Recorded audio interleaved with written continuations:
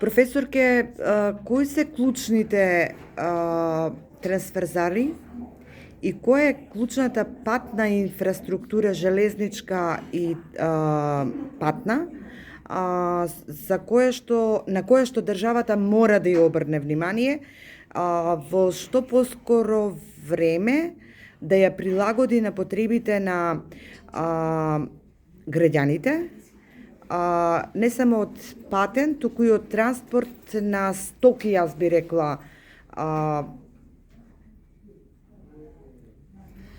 Вака, клучни проекти во нашата држава се проектите кои што треба да ги направат на автопатско решение и современна железничка инфраструктура по должина на коридорот 10, кој што се вика уште коридор Север-Југ. Истиот почнува значи од Австрија, преку Словенија, Хрватска,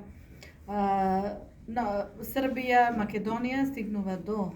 Солун во Грција,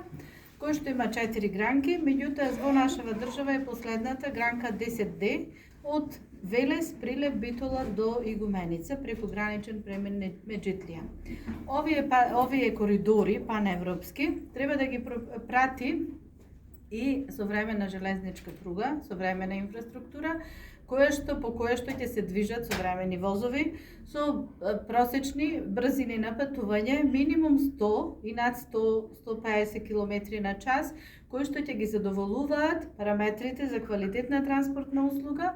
како во западноевропските земји. Значи коридорите, другиот коридор во Република Македонија е коридорот Исток-Запад, кој што почнува од Варна, Бургас, преку Софија, Куманово, кај Деве Бајр и Крива Паланка, Куманово, Скопје, Скопје, Тетово, Гостивар, преку Кичево, Охрид, Струга до Ќафасан граничен премин, поминува низ Македонија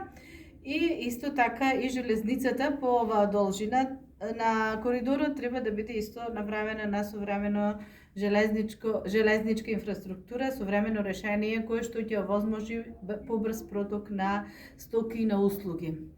Во моментов, во нашата држава, единствено на автопатско решение е делницата од коридорот 10, која што почнува од граничниот премин Табановце, оди до граничниот премин Богородица со Грција, и тоа е комплетно направено автопатско решение, додека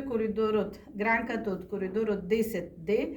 од Велес, Прилеп, Битола до Меджитлија граничен премин воопшто не е направена на автопатско решение. Сега се преземени проектни активности, избран е изведувач Бехтел и НК, американско-турска корпорација, кои и се почнуваат да се преземаат одредени активности на патот во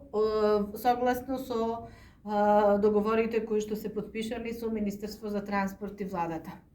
Коридорот 8 во моментот е изграден од Куманово до преку Скопје, Тетово, Гостивар до автопатско решение, меѓутоа од Гостивар преку Кичево, Охрид и Струга се уште не е завршен, иако се почнеат и активностите пред